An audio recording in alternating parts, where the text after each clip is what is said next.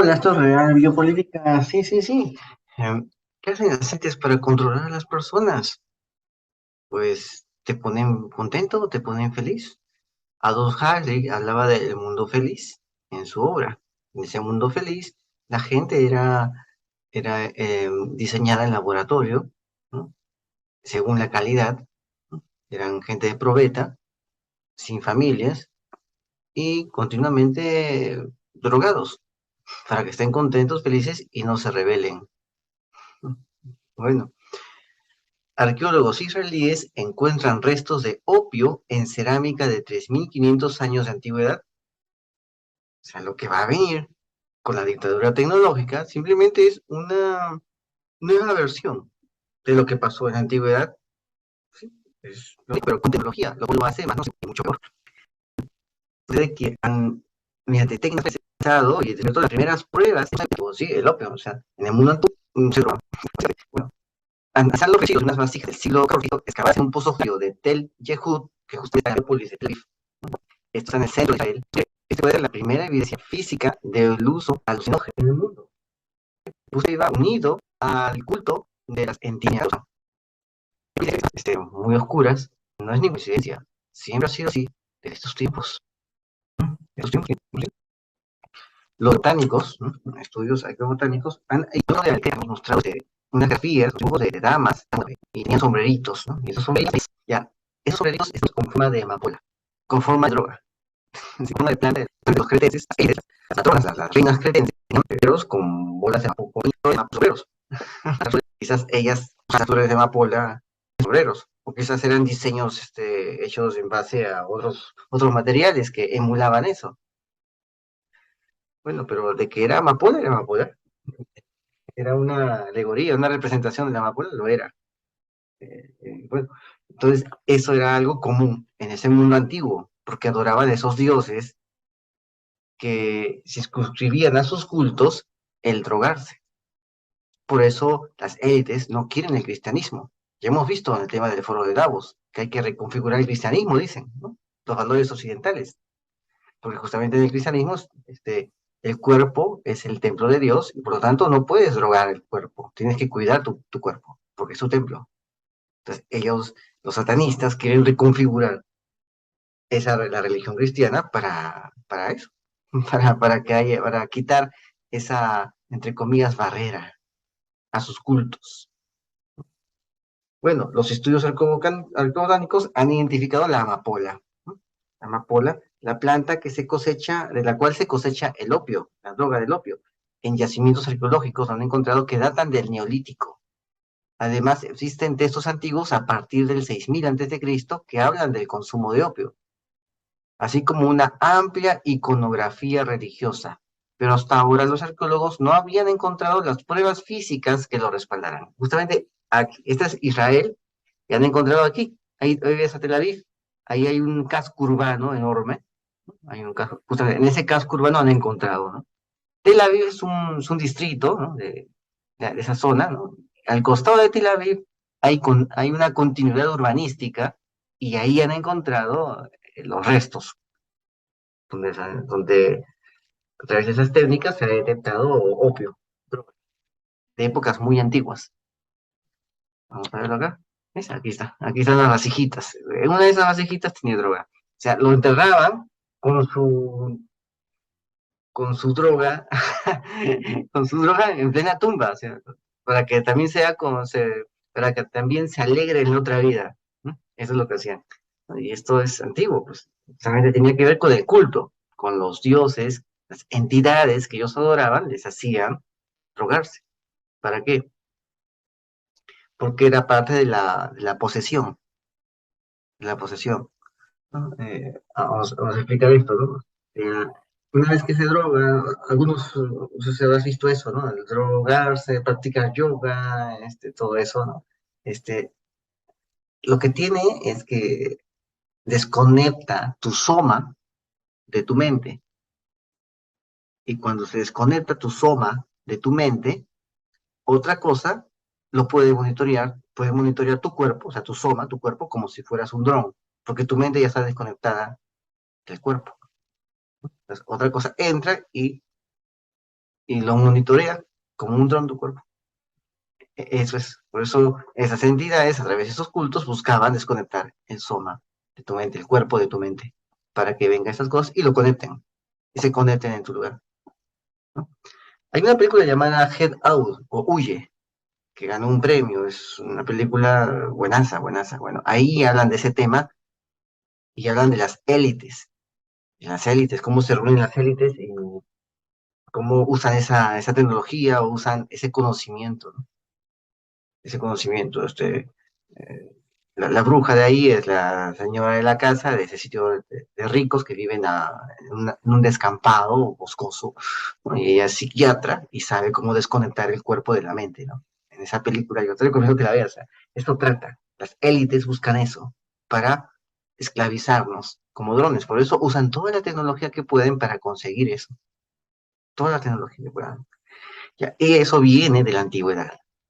Las mismas élites también buscaban lo mismo, ¿no? Buscaban esclavizar al humano. Pero los grilletes, las cadenas por lo general son muy costosas, es mucho esfuerzo. Pero hay cosas que no les son tan engorrosas a ellos para conseguir su objetivo, a estas élites. Bueno, entonces los residuos de opio se encontraron en jarras de cerámica de alta calidad importadas de Chipre, así como en otras utilizadas en un conjunto funerario descubierto en Tel Jehud.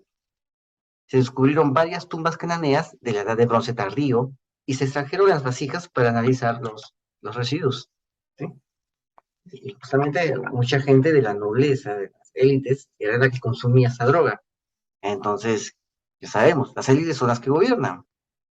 Y si están desconectadas de sus cuerpos, sus mentes están desconectadas de sus cuerpos, entonces viene una entidad y los gobierna. Y la gente de abajo ya recibe órdenes de esta gente de arriba, que está pues reconectada, pero a otra central. ¿Sí me dejo entender?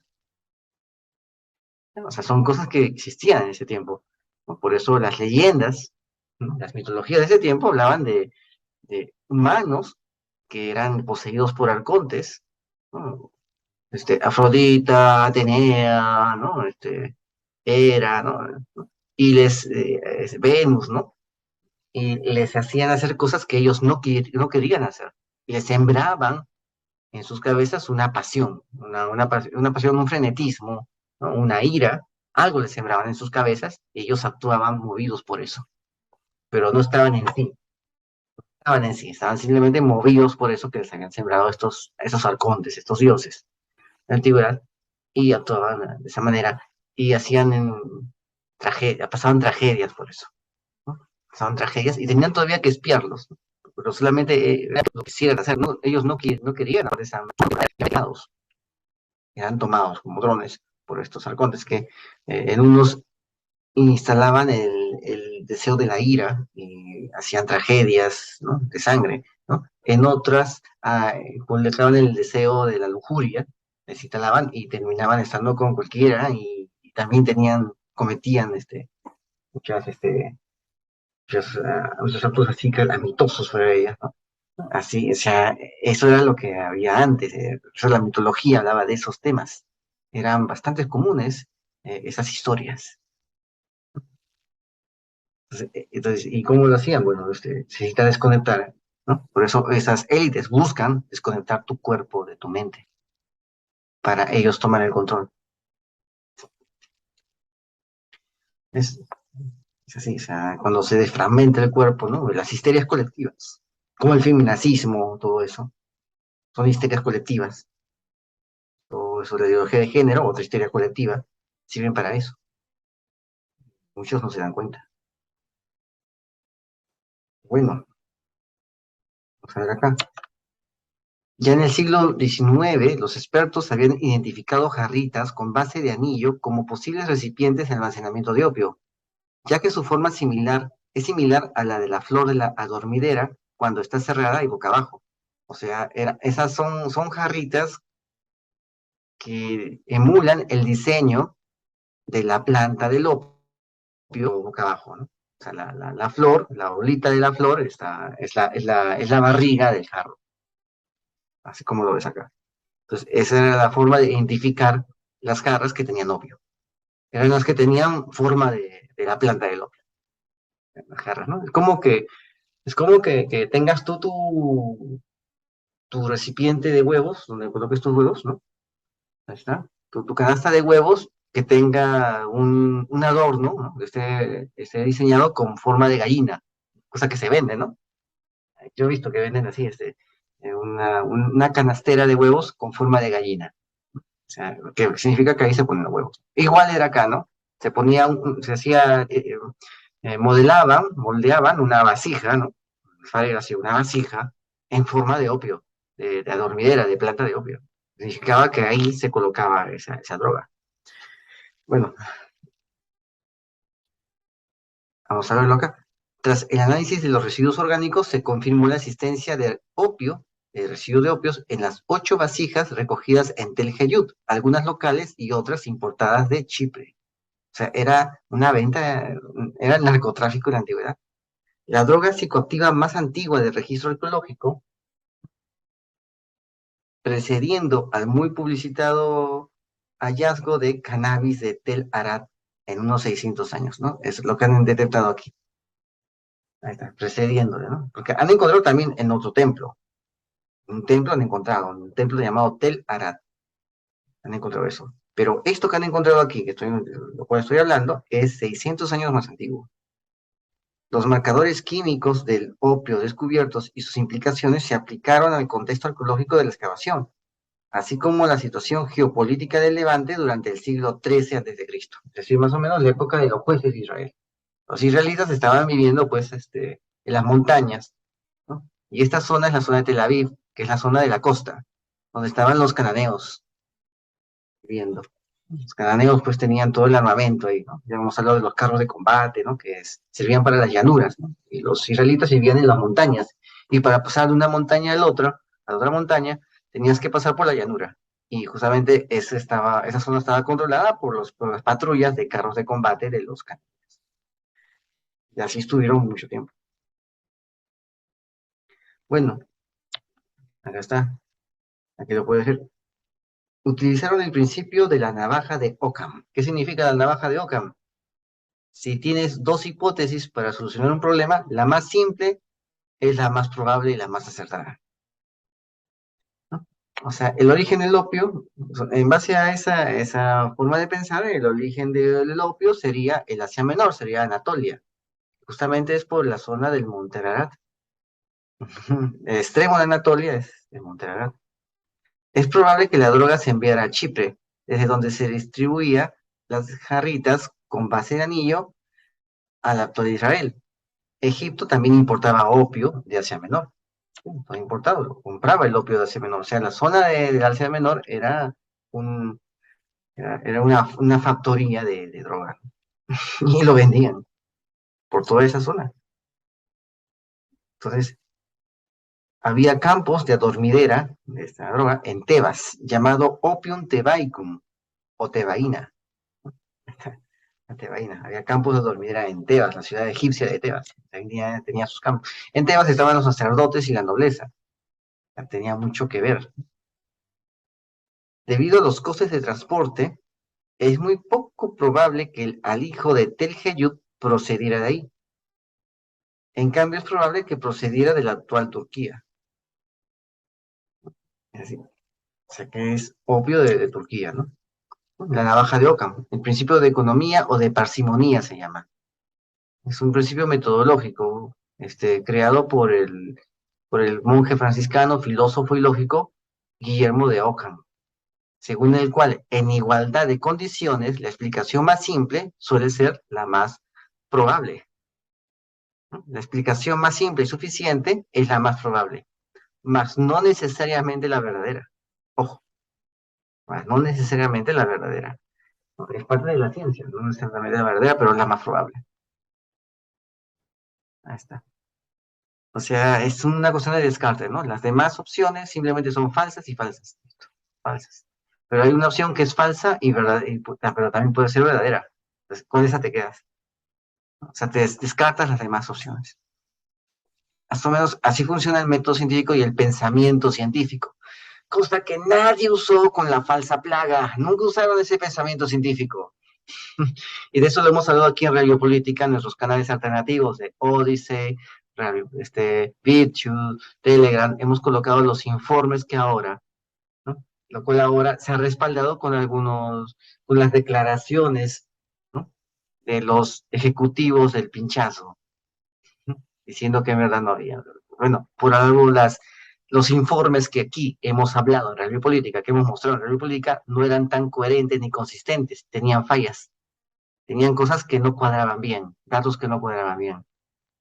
Y ahora lo están, bueno, usando el método científico podemos entenderlo. Es lo que hemos hecho cuando hemos hablado aquí del pinchazo y los informes del propio fabricante para dar a entender, para explicar que no son coherentes ni lógicos. ¿Ves? Ahí está. Se tiene que usar el método científico. La gente no usó el método científico, usó el miedo. ¿Mm? Bueno, regresemos. Este es el templo de Tel Arad. Está en Israel, ¿no? En la parte del centro, el desierto de Negev, en el extremo sur. Ahí está. En el extremo sur, ahí está. Claro. Aquí. Justamente en esa parte cerca del Sinaí, ¿no? Ahí está. Ese es el templo. Mira, mira este templo. Se ve que es grande, ¿eh? Se ve que es grande.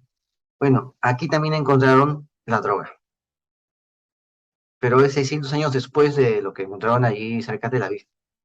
Acá lo puedes ver. Esto. Bueno, los marcadores químicos del opio descubiertos y sus implicaciones, pues van a dar lugar a esto, ¿no? A, a dar lugar a esta investigación que te estoy mostrando. Acá está, esta investigación. Sin embargo, pues sucede que lo que probablemente se importó de Egipto fue el uso ritual del opio, o sea, esa religión antigua fue lo que llegó hasta Egipto. O sea, y de ahí va a otros sitios, ¿no? O sea, eran conquistados, pero al final, este, más bien parecían, los conquistadores parecían conquistados, ¿no? Y eso vamos a hablar ahorita, ¿no? Entonces, Egipto importa el uso ritual, importa los rituales que tienen que ver con el opio. Durante la Edad de Bronce tardía, la estructura religiosa social de Canaán cambió y se hizo más heterogénea en comparación con la sociedad cananea de la Edad de Bronce media, ¿sí? O sea, a mitad de la Edad de Bronce, pues, había una estructura y al terminar la Edad de Bronce, a los finales, la estructura religiosa social de la zona de Canaán se hizo más heterogénea. Pero durante la Edad de Bronce media era más homogénea. ¿Qué pasó en la Edad de Bronce tardía? Llegan los israelitas. Los israelitas llegan a Canaán, a la tierra prometida. Y esa es justamente la Edad de Bronce tardía, una estructura más heterogénea. Por eso Jehová les había dicho a los israelitas que no se mezclen con las cananeas ni participen en sus ceremonias, porque, en otras palabras, no te prendas, no te drogues.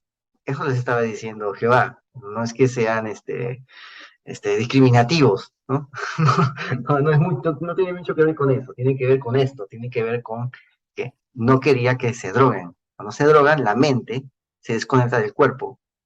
Y estas entidades que crearon estas religiones a través de las élites toman el control. A eso se refiere. Bueno, vamos a hablar también del padre Fortea, de sus libros. Tengo acá su libro, buenazo. Vamos a hablar de cómo funciona esto, porque el padre Fortea ha sido pues ese exorcista, así que él ha visto esas cosas de cara a cara, las ha visto. Entonces, mejor vamos a hablar de un día de su libro y vamos a entenderlo, ¿no? Vamos a entender cómo esas entidades funcionan y cómo también después veremos otros textos, otras situaciones y entenderemos cómo trabajan junto con las élites, sí, las élites de poder, porque ya trabajaban con esas élites desde este tiempo muy, pero muy antiguo. Así que no hay nada nuevo bajo el sol, señores, es lo mismo, sigue habiendo. Bueno, cuando caen las fortalezas Ipsas de la región del delta del Nilo, se produce la invasión de los faraones de Egipto en el Levante durante el reinado de Amenofis y Tumosis III, de la dinastía 18. Ya hemos hablado de esas dinastías, ¿no? O sea, los Ipsos son expulsados. Ya hemos hablado también de los Ipsos aquí. Son expulsados por esta dinastía 18, y esa dinastía es la que somete a los hebreos, y esa dinastía también los corretea, ¿no? Los persigue a lo que queda de los Hicsos, los persigue por todo el Levante, por todo Israel, Líbano, por toda esa zona los persigue. ¿Sí?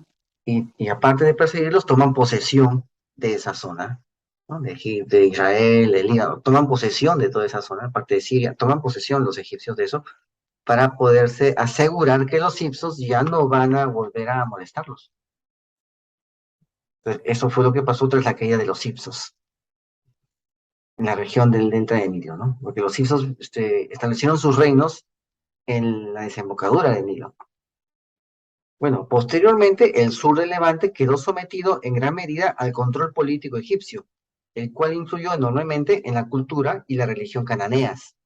O sea, y justamente cuando influye en la cultura y la religión, los mismos cananeos, para egipciarse, o sea, para volverse de más estatus, porque Egipto era la potencia de ese tiempo, entonces quiero un modo de vida egipcio, asumen también estos rituales, estos rituales de la dormidera, estos rituales donde se drogaban en las ceremonias religiosas, adorando a esas entidades, a sus dioses. Durante los siglos XIV y XIII a.C., las religiones egipcia y cananea se fusionaron. O sea, los cananeos ven como un símbolo de estatus ser egipcio y se vuelven al modo egipcio, y también usan la religión egipcia. Es como la helenización que vino después.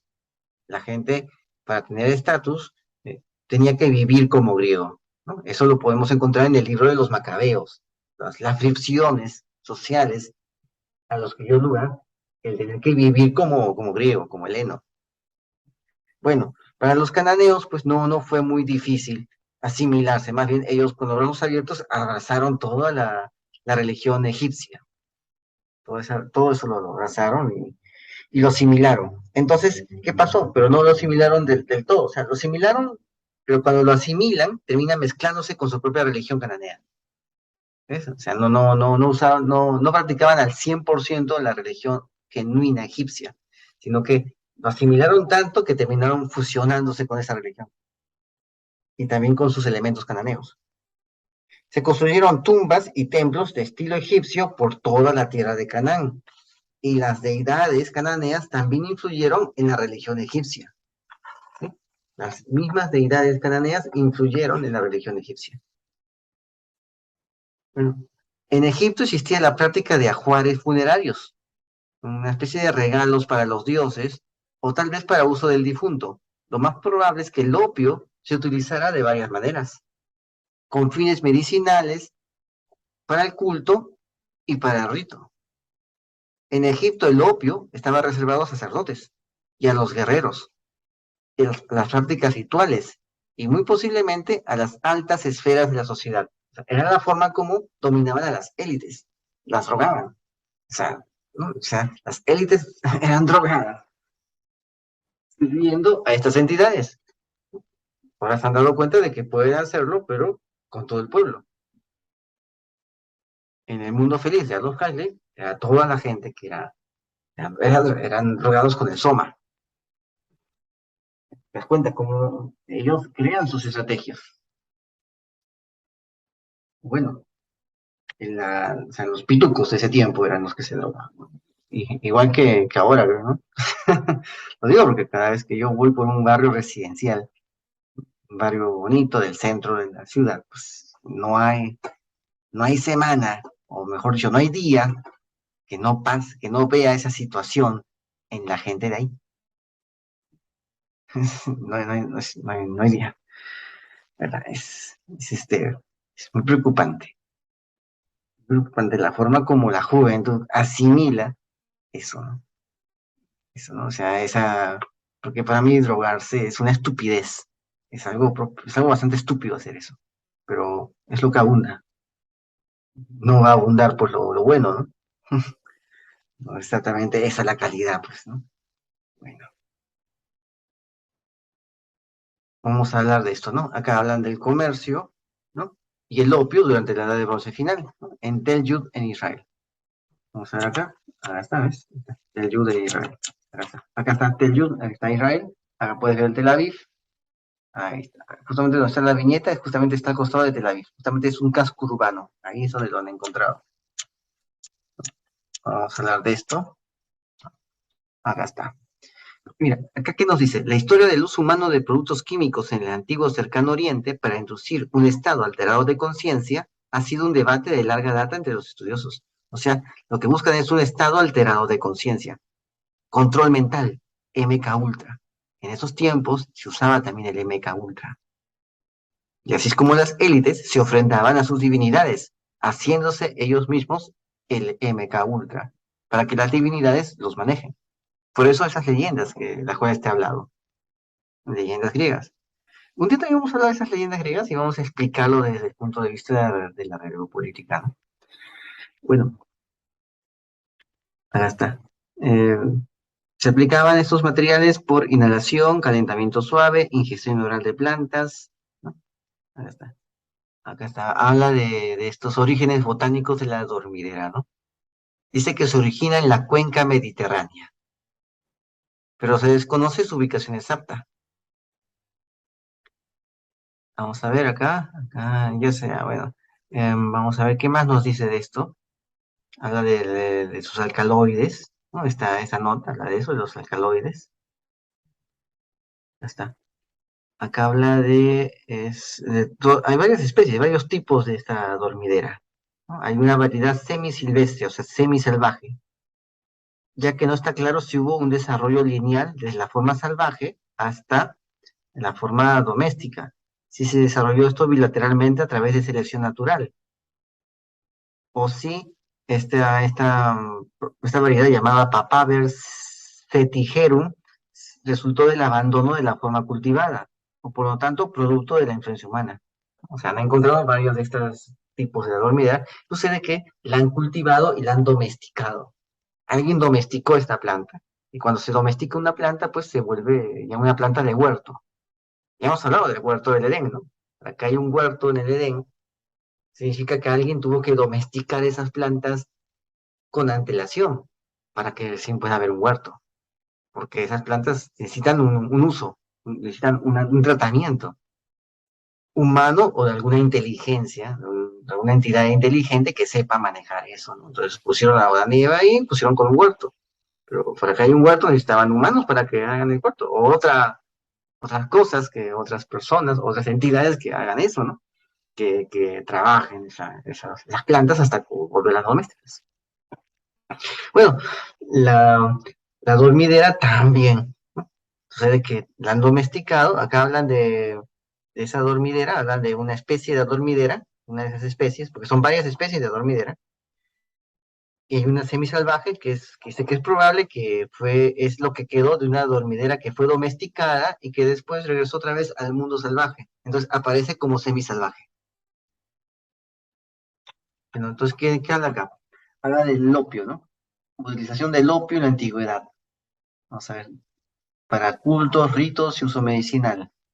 La mención conocida de dormidera más antigua se encuentran en tablillas de arcilla sumerias escritas en cuneiforme en el año 3000 antes de Cristo, o sea, cuando estaban formando ya sus ciudades. Eso también hemos hablado. Las tablillas se encontraron en Nippur y describen el cultivo de la dormidera. Los sumerios llamaron al opio Gil. Gil significa felicidad y todavía se aplica ese término al opio en ciertas culturas del mundo en la actualidad. Los asirios, al igual que los sumerios, recolectaban el jugo de amapola temprano en la mañana, raspando la cápsula de la amapola con una pala de hierro, y lo colocaban en recipientes de arcilla, la sustancia. Los antiguos egipcios cultivaban sus propias amapolas de opio en Tebas. Le decían el opio tebaicum, o la tebaína. Este opio estaba restringido a sacerdotes, magos y guerreros, asociado al culto religioso. Hay pruebas de cosechas de amapolas del período del Nuevo Reino en Egipto y en el Levante. Es posible que varias joyas, aretes y colgantes de oro descubiertos en tumbas simbolicen cápsulas de amapola, por eso tienen bolitas. ¿Por qué la costumbre de ponerle bolitas a las aretes, a todo eso? Como bolitas. que tenía que ver con la amapola. Y la costumbre se quedó y la gente se olvidó por qué era. Simplemente lo hacían. Se olvidó porque se ponía en forma de bolitas, ¿no? La gente simplemente ya empezó a hacer simplemente eso, ¿no? O sea, ya perdió su idea, ¿no? La idea. Y simplemente lo hacían. Tenían la práctica, pero no sabían por qué es la idea, ¿no? Bueno, en la isla de Creta se encontró una figurilla de cerámica de una deidad femenina con las manos levantadas y una corona alrededor de su cabeza. La corona está adornada con tres surcos en forma de amapola. Eso ya lo hemos visto también aquí. El rostro de la diosa se ve en estado de intoxicación, lo que sugiere que el opio se usó como alucinógeno durante un ritual. Un anillo de sello de oro encontrado en el círculo funerario en Micenas de los siglos XV y XVI muestra a la diosa sosteniendo las tres cápsulas de amapola. Así, adiós. O sea, estos sacerdotes se drogaban, su cuerpo se separaba de su mente y se volvía una especie de oráculos, porque otra cosa se metía ahí, ¿no? Y les hacía errar a todos los sacerdotes, a todos los magos, a todos los gobernantes, les decía cosas para hacerlos errar, ¿no? Para poder entender esto mejor, recomiendo el libro de la doctora Carla Turner, ¿no? Sobre los ángeles, ¿no? Con enmascarada de ángeles, ¿no? Ah, bueno, esa es la estrategia que usaban, ¿no? Entonces, así se originaban guerras, se originaban desconciertos, ¿no? Cualquiera que lea la mitología griega va a enterarse de todos estos desconciertos que había en base a estos oráculos, ¿no? Que creaban cierta angustia, cierta ansiedad en la gente, ¿no? Porque no sabían exactamente qué cosa decía el oráculo, ¿no? Era una forma como esas cosas se burlaban de la gente y las inducían a cometer barbaridades. Bueno, vamos a ver. Después de la conquista de Asiria y Babilonia por los persas, ¿sí? Por los persas, en el 539, el cultivo de la dormidera y la preparación del opio aparecieron posteriormente en Persia. O sea, no había en Persia eso. Pero una vez que conquistan y a los asirios, babilónicos, que justamente habían conquistado a los sumerios, ¿no? O sea, mira cómo pasó el cultivo, el culto y el cultivo de esto, de imperio a imperio, también apareció en Persia, ¿no? También apareció en Persia. O sea, era parte del culto de estas entidades, ¿no? Y así las élites eran dominadas por esto. El opio también llegó desde Asia Menor a Grecia y a Roma. Se ha asumido que la palabra opio es de origen griego, derivado de opos, jugo, y opión, jugo de amapola.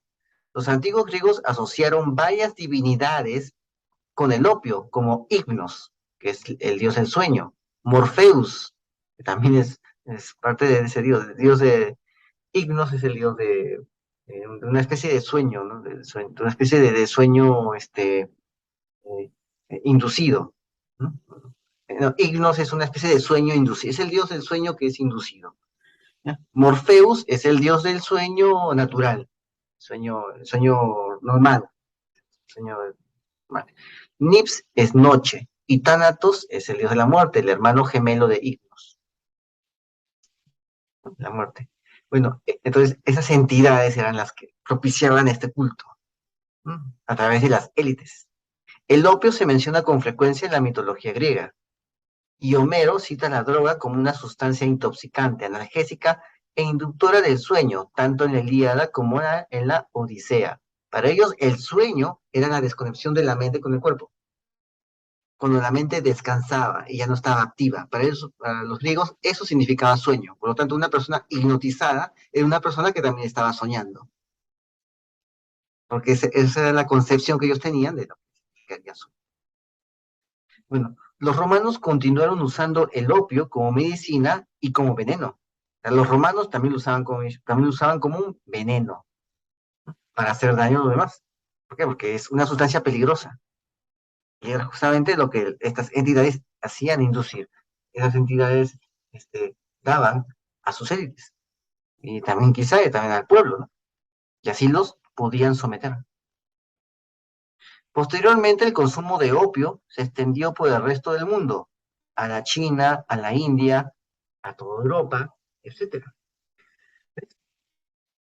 Y después ya sabemos el tema de las guerras del opio, cuando la corona británica comenzó a crear una guerra, de la guerra del opio, que es una guerra a través de sus narcotraficantes, que era la élite británica, que se dedicaban al narcotráfico.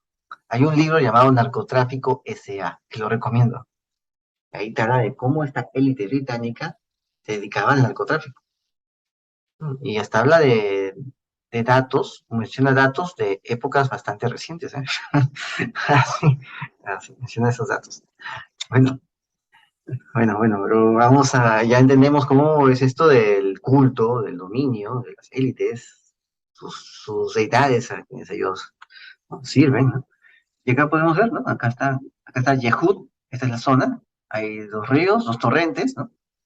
El río Ayalón, el río Yarcón, y se unen en un solo río y desembocan en la zona de Jaffa, ¿no? Esta es la zona de Tel Aviv, Jaffa, ¿no? Ahí está esa zona. Puedes ver la urbanización, el grado de urbanización que hay, ¿no? Ahí justamente en el punto rojo está Yehud, que también es otro sitio urbanizado, otro sitio que también está urbanizado, o sea, están cada vez agarrando más espacio, ¿no? Más espacio, urbanizando todo eso. Después van a tomar todo lo que no es de ellos, que es la Cisjordania, ¿no? La zona de Cisjordania, que no es israelita, pero ellos igual lo están invadiendo. Son como invasores, ¿no? Sí, son como invasores. Acá está. Ahí está Tel Hayub, acá lo tienes. Ahí está. Ahí ves toda la zona urbanizada. Están las zonas urbanizadas. Acá ves. Y acá puedes ver las zonas según su etapa histórica, ¿no? El rosado es el calcolítico, es la edad de cobre. Ahí está.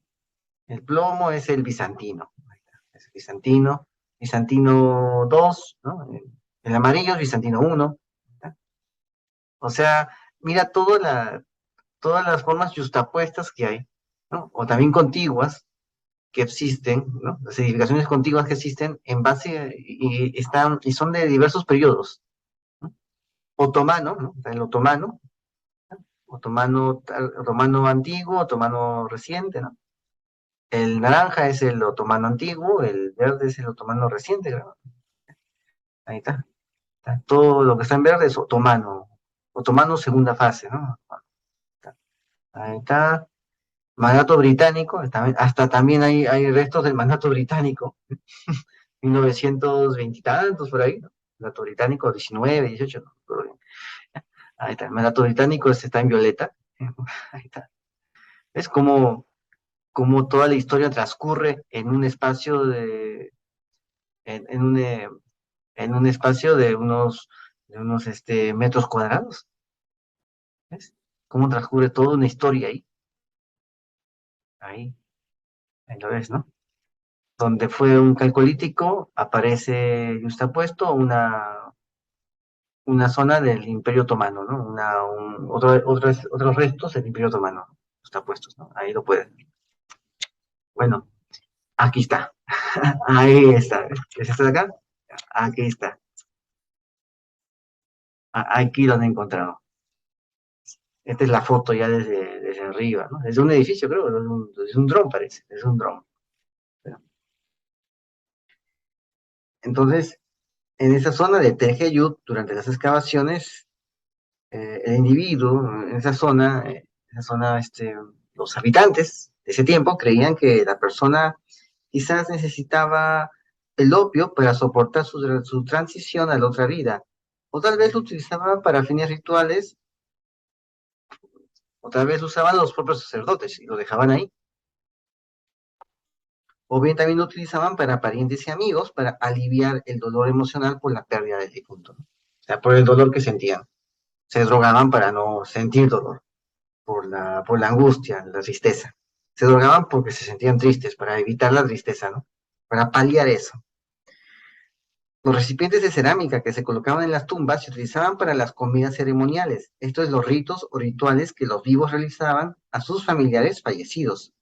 Honraban a los muertos con alimentos y bebidas que se colocaban en las vasijas, o bien se consumían durante un festín que tenía lugar sobre la tumba, y en el que se consideraba que el difunto participaba. O sea, comían junto con el muerto, pensaban que el muerto también comía con ellos. Es algo común en muchas culturas. Sobre todo, también en la actualidad yo he visto eso, ¿sí? Hacen eso. Aquí hacen eso. ¿no? Sobre todo en los Andes, ¿no? En las zonas ahí del interior, se cree eso, ¿no? Lo hacen. Yo he visto, tengo fotos, danzan encima, bailan sobre la tumba de muertos. He visto que bailan sobre la tumba de muertos, ¿no? Para mí es algo extraño, ¿no? Pero lo hacen, es parte de su cultura, es parte de una cultura. Y también echan la cerveza ahí encima de la tumba, ¿no? Bueno, es posible que durante estas ceremonias dirigidas por los miembros de la familia o por un sacerdote en su nombre, los participantes trataran de resucitar a los espíritus de sus parientes muertos para expresar una petición. O sea, si te suena, si te trae la memoria el tema de la pitonisa. Pitonisa es la sacerdotisa de un dios llamado Apolo, o sea, Pitón, ¿no? Por eso se llama pitonisa, que el rey Saúl manda, ¿no? A quien el rey Saúl le ordena que muestra el espíritu del profeta Samuel. Claro que no era Samuel el que se apareció, sino sí se veía como Samuel, según como el rey Saúl lo reconoce, ¿no? Reconoce ese espíritu, pero de hecho que no era él, era otra cosa. Y esa sacerdotisa, pues, era una sacerdotisa de una deidad pagana llamada Apolo, ¿no? Así que lo que apareció ahí no era Samuel, era otra cosa, ¿entiendes? Ahí está. Entonces, aquí, este tema del opio, ¿no? Este tema acá, trataban de resucitar, en estas prácticas, resucitar a los espíritus de sus parientes muertos. En lo que vemos en el tema de los libros de los reyes, ¿no? La primera de Reyes, cuando el rey Saúl trata de resucitar al profeta Samuel, ¿no? Para que le dé consejos, ¿no? Eso es algo muy común de esta época, ¿no? Es algo muy común. Porque en estos ritos trataban de resucitar los espíritus de los parientes muertos, o sea, mediums, de ese tiempo, ¿no? Y para eso necesitaban estar en un estado de éxtasis mediante el uso del opio. Pero en verdad no era ese espíritu el que se aparecía, era otra cosa. No era el espíritu del muerto, era otra cosa, ¿no? Tal como te lo estoy explicando. Bueno, también es posible que dicha droga que se colocaba junto al cuerpo del difunto tuviera como objetivo ayudar a su espíritu a levantarse de la tumba y preparar el encuentro con sus familiares, también fallecidos en otra vida. Se puede interpretar que lo que se quiera a partir de un contexto cultural, ¿no? Pensar, bueno, se puede interpretar como válido, ¿no? Lo que se desee decodificar a partir de estos contextos del culto. Ello podría ser cierto, puede ser válido. En muchos sentidos es algo bastante salvaje, el salvaje oeste, cuando se trata de contextos de culto, ¿no? Por eso los hebreos, los israelitas, tenían prohibido hacer estas cosas, porque sería bastante salvaje y no ayudaba a la evolución de la sociedad. Eso. Justo como ahora tampoco ayuda mucho a la evolución de la sociedad, que tanto joven se droga. No ayuda para nada. Y eso más bien favorece a las élites. Bueno, no se descarta la posibilidad de que se utilizara el opio regularmente en la vida cotidiana, o sea, que fuera algo común, ¿no? Que la gente lo consuma caminando por la calle, ¿no? Prácticamente eso, o en sus casas mientras se relajan, ¿no? No se descarta esa posibilidad de que también el pueblo también haga eso, ¿no? Quizás cuando excaven más encuentren restos y jarras del mismo en las casas, ¿no? O sea, como es arriba, es abajo, ¿no? Como es en la élite, es en el pueblo, ¿no? Quizás se encuentre también eso en las casas, como si fuera una tacita de azúcar, como si fuera un azucarero, ¿no? En vez de azucarero tendrían su estudio, ¿no? Quizás se encuentren eso, pero todavía no se sabe. Recién van a excavar más abajo, van a encontrar estas casas y van a buscar a través del mismo método que han encontrado aquí en la tumba, que han hecho aquí en la tumba, que han aplicado en la tumba, también lo usan en los ajuares domésticos, ¿no? De las casas. Bueno, está. Bueno, vamos a ver. El morfinano, hay una sustancia llamada morfinano, que es un alcaloide opioide, es muy volátil. Y si la jarra hubiera estado almacenada, hubiera sido tocada por personas, las moléculas habrían desaparecido antes del análisis. Por eso es lo bueno de hacer los análisis así, en frío. ¿no? En frío, apenas, ¿no? Perdón, en caliente quiero decir, ¿no? Hacer análisis en caliente, ¿de acuerdo? Apenas se encuentra el resto, los restos, hacer los análisis antes de que se contaminen con los residuos, con los nanopartículas del exterior. Y también porque esa sustancia es volátil, el morfina no es volátil.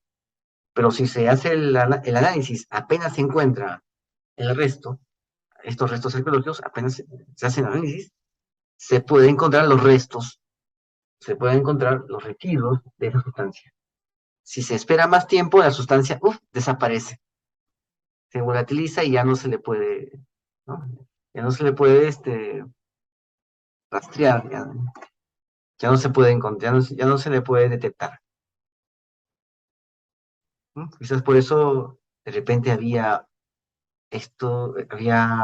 una difusión muy común de esto, pero como demoraban en sacar las muestras, quizás no se pudo encontrar. Quizás era algo bastante común el drogarse en la antigüedad. Y recién ahora con las nuevas técnicas pueden encontrar ese pequeño detalle de la recreación o del culto en el mundo antiguo. Quizás en el mundo antiguo pasaba bastante muy a menudo y así la gente estaba controlada por estas entidades. Quizás el mundo feliz de Adolf Huxley tuvo una versión en la antigüedad y nosotros recién nos estamos enterando. Esto fue Radio Política. Suscríbete, comenta, comparte. Entra en nuestras redes que estás viendo acá. Entra en nuestras redes, hazlo viral. Y no te olvides, la verdad está a la vista. Saludos.